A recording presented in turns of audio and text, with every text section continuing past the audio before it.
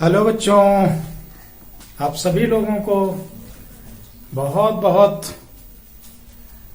शुभकामनाएं and very good morning to you all. आज हम लोग क्लास 12 फिजिक्स में यूनिट 3 स्टार्ट करेंगे, जिसका नाम है moving charges and magnetic field, गतिमान आवेश तथा चुंबकीय क्षेत्र। अब टर्म चुंबकीय क्षेत्र आया है तो आप लोग दो क्षेत्र पढ़ चुके हैं बच्चों। पहला वृत्तीय क्षेत्र, दूसरा वैद्युत क्षेत्र। तो क्षेत्र तो क्षेत्र ही होता है, रीजन होता है अपना। अब चुंबकीय क्षेत्र क्या होगा, बस थोड़ी सी आइडिया आपको देंगे। चुंबकीय क्षेत्र क्या है? चुंबकीय क्षेत्र एक्चुअली किसी चुंबक के कारण होता है, उसके आसपास होता है। और भी कारण से होता है, कोई चार्ज मूव करता है या कोई करंट कैरिंग कंडक्टर है, उसके आसपास चुंबकीय क्षेत्र होता है। इसका डिस्कशन हम आगे इस यूनिट में करेंगे। तो सबसे पहले चुंबकीय क्षेत्र, अगर चुंबक मान लें, चुंबक आप लोग जानते होंगे प्राकृतिक रूप से होता है, लोहे के छोटे छोटे टुकड़ों को अपनी ओर अट्रैक्ट करता है। उसमें गुण होता है नैसर्गिक रूप से। उसमें नॉर्थ और साउथ पोल होते हैं। अगर आप लोग ध्यान से देखें चुंबक को, उसमें नॉर्थ और साउथ पोल होते हैं। हमेशा magnetic lines of forces north से चलकर साउथ और अंदर होती हुई आती हैं, इधर की तरफ भी ऐसे जाती हैं। तो ये बाहर की तरफ तो नॉर्थ से साउथ और अंदर की तरफ साउथ से नॉर्थ मैग्नेटिक फील्ड होता है। और मैग्नेटिक फील्ड को सेंस करने का सबसे अच्छा तरीका है कि हम कंपास नीडल ले जाएं। तो कंपास नीडल में डिफ्लेक्शन होगा, और डिफ्लेक्शन जो है नीडल का जिस दिशा में होगा, अर्थात वो जो दिशा होगी साउथ पोल से नॉर्थ पोल की दिशा में होगी, तो वो अपने आप में एक बलरेखा खींचने का तरीका होता है। आप लोग कक्षा 9 या 10 में पढ़े रहे होंगे चुंबकीय बलरेखाओं को कैसे खींचा जाता है। तो यहां पर बस इतनी सी बात है कि चुंबकीय क्षेत्र जो होता है, चुंबक के आसपास का वो क्षेत्र है जिसमें किसी चुंबकीय पदार्थ को रखने से या किसी कंपास नीडल को रखने से उसमें विक्षेप आ जाता है। अब इसकी चुंबकीय क्षेत्र की तीव्रता क्या होती है, इसकी एग्जैक्ट परिभाषा क्या होती है, ये सब चीजें हम आगे डिस्कस करेंगे बहुत डिटेल में। अच्छा, अब यहां पर आज का जो हमारा टॉपिक है बायो-सेवर्ट का नियम। इस नियम को पढ़ने से पहले बच्चों, सबसे पहले आप लोगों को जानना होगा कि करंट का चुंबकीय इफेक्ट क्या है। अभी यहां पर देखिए लिखा है moving charges and magnetic field. Moving charge and magnetic field यानी गतिमान आवेश के कारण भी मैग्नेटिक फील्ड हो सकती है क्या, ये बात तो हमको पढ़ना है। गतिमान आवेश के कारण क्या हो सकता है? करंट हो सकता है। आप लोगों ने सेकंड यूनिट में जिसको हम लोगों ने पढ़ा था क्या कहते हैं उसको, इलेक्ट्रिकल कंडक्शन, वैद्युत चालन में, और देखा था कि आवेश फ्री इलेक्ट्रॉन हो या कोई भी चार्ज कैरियर है, वो जब मूव करता है तो करंट कंस्टिट्यूट करता है। ओके, तो सबसे पहले इस बारे में अपना मत दिया था ओरेस्टेड में। किन्होंने? ओरेस्टेड ने। ओरेस्टेड के अनुसार कोई किसी भी धारावाही चालक के आसपास चुंबकीय क्षेत्र उत्पन्न हो जाता है। That's the experimental observation perform by Oersted. उन्होंने क्या बात बताई? उन्होंने ये कहा, अगर हम कोई एक सेल से किसी एक कंडक्टर को जोड़ दें, मान लीजिए कंडक्टर हमारा AB है, तो इस कंडक्टर में जो करंट फ्लो करेगी, इसके आसपास मैग्नेटिक कंपास नीडल एक मान लीजिए यहां कुंजी लगा दिया है ना, और इसी को ऐसे पोलरिटी चेंज कर दिया, दोनों में ये बात देख लिया, करंट की डायरेक्शन इधर हो गई। तो दोनों में ये देखा कंपास नीडल का डिफ्लेक्शन अगर इसमें इस डायरेक्शन में आ रहा है, इस डायरेक्शन में, तो इसमें इस डायरेक्शन में होगा, ये समझ लीजिए। तो कहने का आशय ये है, ये कंपास है, इसको क्या बोलेंगे? कंपास। कंपास चुंबकीय क्षेत्र के मापने का एक यंत्र है कंपास। एक बात तो यह हो गई कि चुंबकीय क्षेत्र इसके आसपास इसीलिए है क्योंकि नॉर्मली कंपास जो है नॉर्थ साउथ डायरेक्शन में होती है, और इसमें डिफ्लेक्शन आ रहा है। इट मींस क्या हो गया कि डिफ्लेक्शन आना यह बता रहा है कि इसमें डायरेक्शन चेंज, इसमें चुंबकीय क्षेत्र है आसपास में, और यह चुंबकीय क्षेत्र इसकी और इसकी दिशा एक दूसरे के जस्ट अपोजिट है। इसका मतलब अगर हम धारावाही चालक में धारा की दिशा को बदलते हैं तो चुंबकीय क्षेत्र की दिशा बदल जाती है, और अगर धारावाही चालक है तो उसके आसपास चुंबकीय क्षेत्र उत्पन्न होगा। यह एक्सपेरिमेंटल फैक्ट था। लेकिन उन्होंने स्पिट साहब ये नहीं बात बताए थे कि कितनी धारा प्रवाहित करने से, कितनी करंट प्रवाहित करने से कितना चुंबकीय क्षेत्र उत्पन्न होगा, ये बात उन्होंने नहीं बताया। तो इसके बारे में बायोट और सेबर्ट दो साइंटिस्टों ने मिल करके इस काम को आगे बढ़ाया, तो जिसको आज हम आप लोगों को बताने जा रहे हैं कि क्या है बायो-सेवर्ट का नियम। एक्चुअली बायो-सेवर्ट ने किसी एक धारावाही चालक, what ever the shape of the current carrying conductor, उन्होंने ले लिया और इसमें सपोज किया कि आई करंट फ्लो कर रही है। इसका एक अवयव लिया, डीएल। क्या लिया? डीएल धारावाही चालक का अवयव लिया, और इस अवयव से आर दूरी पर कोई पॉइंट पी लिया, डिस्टेंस आर है, और इस अवयव और इसको मिलाने वाली रेखा के बीच का जो कोण है थीटा उन्होंने लिया। ओके, यहां पर चुंबकीय क्षेत्र का परिमाण के लिए उन्होंने एक सूत्र दिया। तो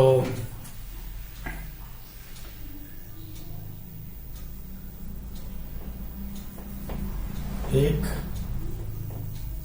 धारावाही चालक अवयव डीएल जिसमें आई धारा प्रवाहित हो रही है ना, से आर दूरी पर कोई बिंदु P है जहां चुंबकीय क्षेत्र dB। अवयव तथा अवयव को P से मिलाने वाली रेखा के बीच का कोण थीटा है। ठीक है, अवयव से बिंदु P की दूरी r है। तो बायो-सेवर्ट के नियमानुसार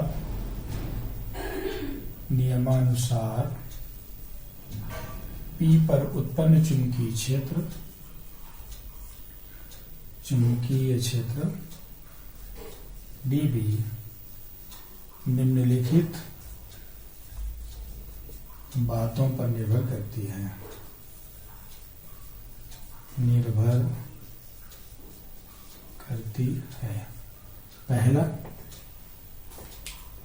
पहली बात क्या है? dB is directly proportional to dl। अवयव की लंबाई के अनुक्रमानुपाती। ओके, दूसरा dB is proportional to I। अवयव में प्रवाहित धारा के अनुक्रमानुपाती। ओके, तीसरा dB is proportional to sin of theta। चौथा dB is proportional to 1/r²। ठीक है। अवयव से बिंदु P को मिलाने वाली रेखा के वर्ग अवयव से बिंदु P के बीच की दूरी के वर्ग के व्युत्क्रम अनुपाती होता है। इस चारों बातों को इस तरीके से समराइज करके लिख सकते हैं, dB is proportional to I dl sine theta upon r square. Okay, इस dB को ऐसे भी लिख सकते हैं, dB is equal to mu 0 upon 4 pi I dl sine theta upon r square, यानी ये r स्क्वायर है, जहां म्यू 0 निर्वात की चुंबक शीलता है, नियतांक भी है। क्या है? नियतांक है। ओके, ये जो आप देख रहे हैं उपरोक्त व्यंजक को बायो सेवर्ट का नियम कहते हैं। सदिश रूप में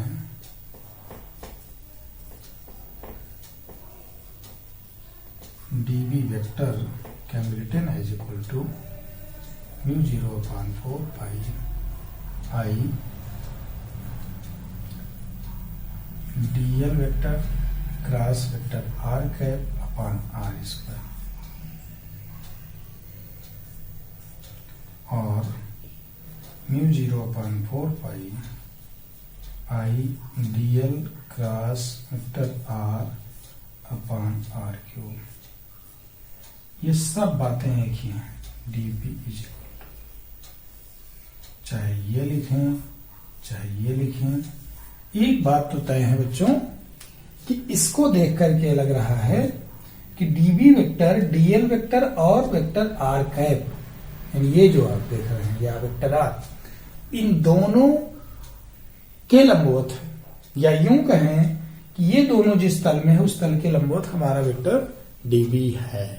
तो dB gives us what amount of the magnitude of magnetic field because of this current element and what is the direction of magnetic field। चूंकि चुंबकीय क्षेत्र कैसी राशि, सदिश राशि है, तो नैसर्गिक रूप से उसकी अपनी कोई न कोई एक दिशा होगी, और उस दिशा के बारे में वेक्टर फॉर्म में हमें बायो सेवर्ट लॉ लिखने से ये बात पता चल रही है कि dl वेक्टर और वेक्टर r कैप, इन दोनों का जो तल है, जिस प्लेन में ये दोनों है, मान लीजिए ये ब्लैक बोर्ड का अपना एक तल है या वह पेपर का अपना प्लेन है, जिस पेपर में हमारा पॉइंट ऑफ ऑब्जर्वेशन है और जिस पेपर में हमारा dl वेक्टर है, यानी करंट कैरिंग कंडक्टर है।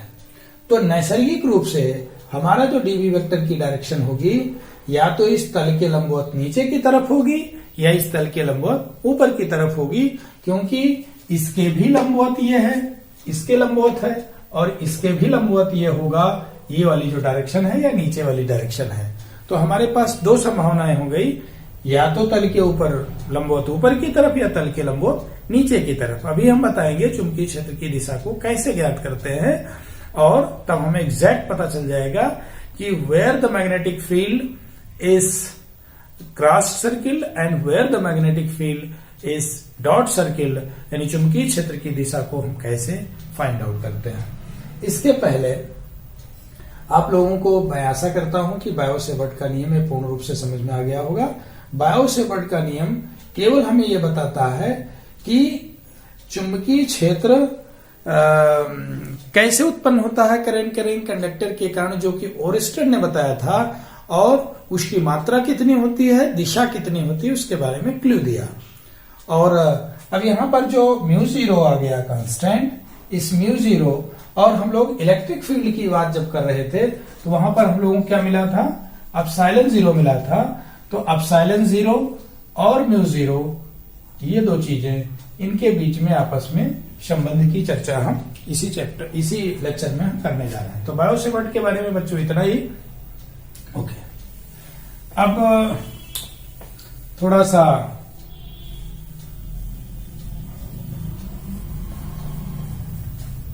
हम इसकी चर्चा करेंगे।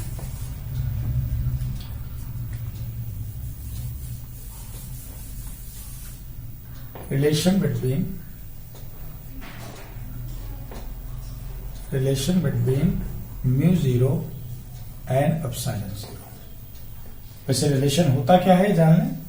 Mu naught epsilon naught is equal to 1/c² और under root mu naught epsilon naught is equal to 1/c, ये होता है। और c इज इक्वल टू 1/म्यू नॉट एप्सिलॉन नॉट। ये कैसे होता है इसको जरा देख लीजिए, बहुत पूछा जाता है। तो हम लोग एक बात तो ये जान गए कि हाँ म्यू 0/4 पाई की वैल्यू क्या होती है, 10⁻⁻7 न्यूटन बटे एम्पियर स्क्वायर। ये ध्यान रखिएगा, न्यूटन बटे एम्पियर स्क्वायर। एप्सिलॉन जीरो की वैल्यू क्या होती है, 1/4 पाई। ध्यान दीजिए F इज इक्वल टू क्या होता है, या 1/4 पाई एप्सिलॉन जीरो की वैल्यू क्या होती है, वही हम लिखना चाह रहे थे।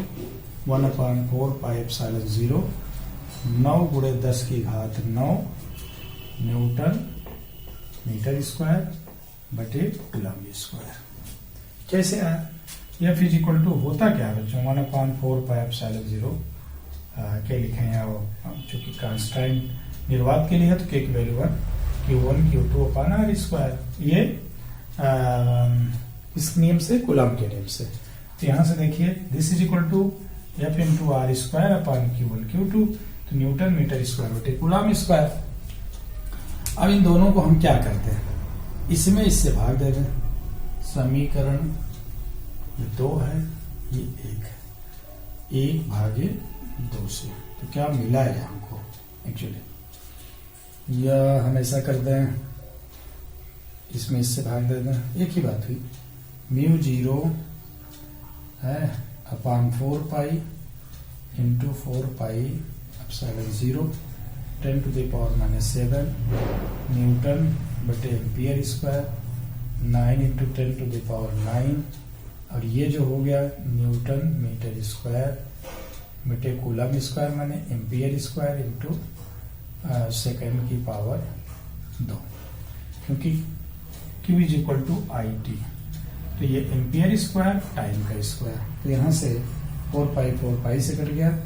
म्यू 0 एप्सिलॉन 0 ये हो गया 1/9 × 10⁻16। ओके, न्यूटन से न्यूटन कट गया, एम्पियर स्क्वायर से एम्पियर स्क्वायर कट गया, और नीचे आया तो मीटर स्क्वायर सेकेंड की पावर -2 हो गया। इसे हम लिख सकते हैं 3 × 10⁸ मीटर इंटू सेकेंड इनवर्स का होल स्क्वायर, और यही कुछ और नहीं बल्कि क्या आ गया c²। म्यू 0 एप्सिलॉन 0 का मतलब क्या आ गया, c² आ गया, या c बराबर 1/म्यू नॉट एप्सिलॉन नॉट। ये महत्वपूर्ण हमारा डेरिवेशन है, कभी कभी पूछा जाता है। तो म्यू 0 एप्सिलॉन 0 निर्वात की चुंबकशीलता और निर्वात की विद्युतशीलता दोनों का आपस में क्या संबंध है, तो दोनों प्रकाश के वेग से जुड़े हैं। कैसे जुड़े हैं, ये गणितीय रूप में किया गया है, इसमें कोई बहुत थ्योरी नहीं लगी है। तो mathematically how we have derived these things, और कि बायो सेवर्ट के नियम में हम कैसे किसी करंट कैरिंग कंडक्टर के कारण चुंबकीय क्षेत्र की दिशा को क्रॉस सर्किल्ड और dot circled electric magnetic field vectors को कैसे पहचानते हैं। क्रॉस सर्किल्ड का मतलब होता क्या है, अगर ये क्रॉस सर्किल्ड है इसका मतलब तल के लंबवत ऊपर की तरफ, और अगर ये डॉट सर्किल्ड है ना, तो इसका मतलब तल के लंबवत नीचे की तरफ। तो ये चुंबकीय क्षेत्र की दिशा निकालना और कुछ बायो सेवर्ट के नियम के एप्लीकेशन पार्ट की चर्चा हम अगले वीडियो में। वैसे हम चुंबकीय क्षेत्र की दिशा निकालने का तरीका आज ही बता देते हैं आप लोगों को, देख लीजिए हाउ वी कैन फाइंड। तो इसके लिए चुंबकीय क्षेत्र की दिशा, धारावाही चालक के कारण चुंबकीय क्षेत्र की दिशा निम्न दो नियम से निम्नलिखित नियमों द्वारा ज्ञात करते हैं। कौन कौन से नियम है? पहला नियम है दाएं हाथ की हथेली का नियम। बच्चों ये समझ लीजिए। अब दाएं हाथ की हथेली का नियम क्या है? अगर हम ध्यान दीजिए बच्चों ये बात, अगर हम अपने दाहिने हाथ की हथेली को, जैसे मान लीजिए ये कोई करंट कैरिंग कंडक्टर है, ठीक, अगर हम अपने दाहिने हाथ के एक पॉइंट हमने लिया यहाँ P और एक पॉइंट ले लिया यहाँ P डैश है। यदि हम अपने दाहिने, इसका नियम सुनिए, यदि हम अपने दाहिने हाथ की हथेली को इस प्रकार फैलाएं कि अंगूठा धारावाही चालक की दिशा में, ठीक है, धारावाही चालक में धारा की दिशा को, और फैली हुई चारों उंगलियां उस बिंदु की तरफ संकेत कर रही हूं जहां हमें चुंबकीय क्षेत्र ज्ञात करना है, तो यदि ऐसा है तो हथेली से लंबवत धक्का देने की दिशा क्या होगी? चुंबकीय क्षेत्र की दिशा होगी। इसको लिख लीजिए। यदि हम अपने दाहिने हाथ की हथेली को इस प्रकार फैलाए कि अंगूठा धारावाही चालक में धारा की दिशा को, धारा की दिशा को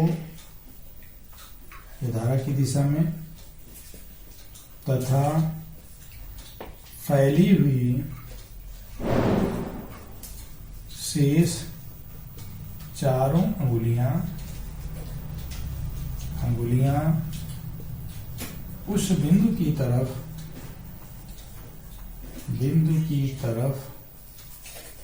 संकेत करें, उस बिंदु की तरफ इंगित करें जहां B ज्ञात करना है, तो हथेली से लंबवत धक्का देने की दिशा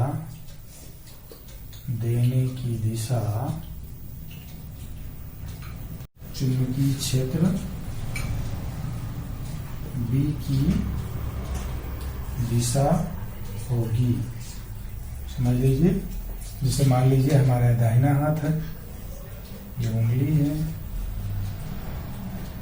ये और बड़ी उंगली है, ये मान लीजिए और बड़ी उंगली है,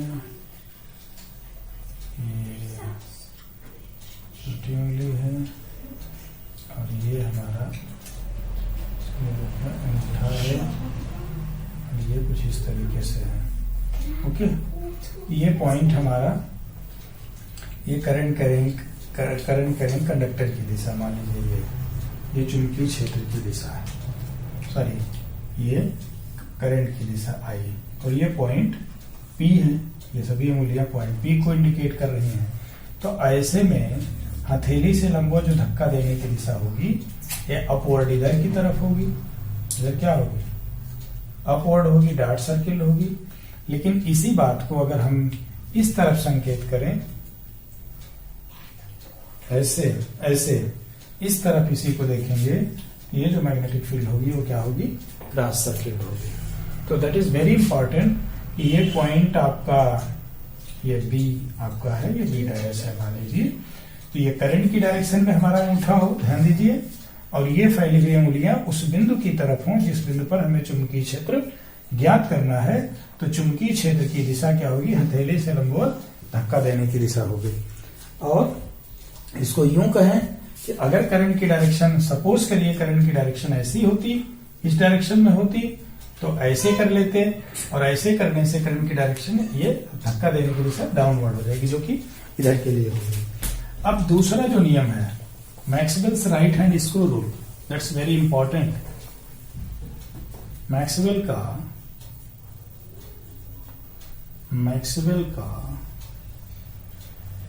दक्षिणावर्ती पेंच का नियम दक्षिणावर्ती पेंच का नियम है बताता है। जैसे मान लीजिए हमारे पास एक स्क्रू ड्राइवर है,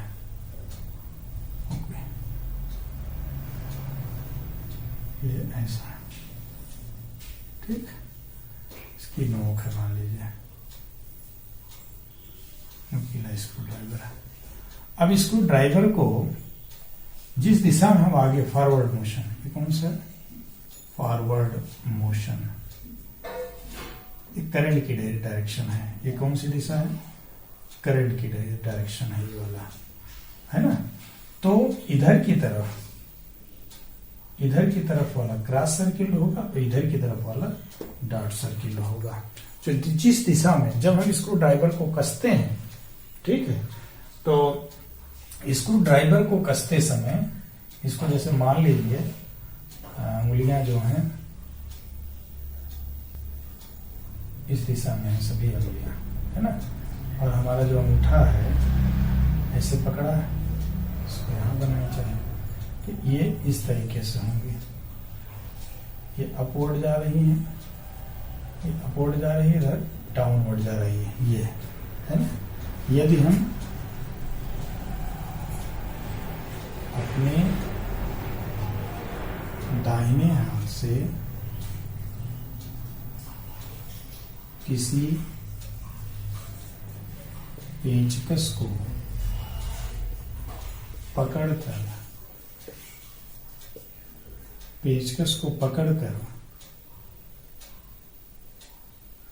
पेंच कसते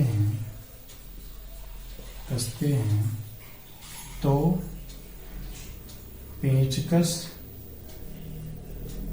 की अग्र गति की दिशा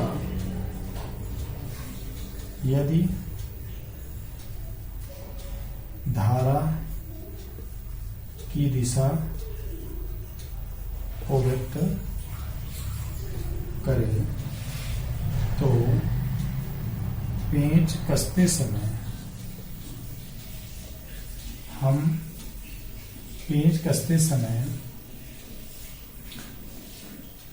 अंगूठा जिस दिशा में घूमता है उस दिशा या उसे चुंबकीय क्षेत्र की दिशा कहते हैं। ध्यान रखिएगा। अब ये जब भी इसको हम पकड़ेंगे, ध्यान दीजिए, इसको जब पकड़ेंगे, है ना, तो पकड़ेंगे तो अंगूठा किधर घुमाएंगे, इसको पकड़ के कस रहे हैं तो अंगूठा इधर घुमाएंगे। दूसरा, इसको इस रूप में भी कह सकते हैं कि यदि हम धारावाही चालक कोई है, धारावाही चालक है, उसको अपने अंगूठे से इस तरह अपने दाहिने हाथ की हथेली से, दाहिने हाथ की हथेली का नियम नंबर 2, दाहिने हाथ की हथेली से इस तार को हम इस तरीके से पकड़ें कि अंगूठा हमारा धारावाही चालक में धारा की दिशा को संकेत करे और जो कर्ल फिंगर्स हैं, जो मुड़ी हुई उंगलियां हैं, वह चुंबकीय बल रेखा की दिशा को ऑब्वियसली व्यक्त करेंगी। तो ये जो ये जो बात हम बता रहे हैं, ये दाहिने हाथ की हथेली का नियम नंबर 2। अब ये नियम नंबर कौन सा था पहले? 1। तो आज के टॉपिक में बच्चों हम लोगों ने जाना कि चुंबकीय क्षेत्र कैसे उत्पन्न होते हैं किसी मूविंग चार्ज के कारण, यानी धारावाही चालक के कारण, जिसकी सबसे पहले शुरुआत में एक्सपेरिमेंटल ऑब्जर्वेशन के आधार पर जो बात बताई थी ओरेस्टेड ने, लेटर ऑन बायो और शेबर्ट ने इस बात को एम्फेसाइज करके ये हमें दिया कि how much magnetic field is created because of any current carrying conductor element.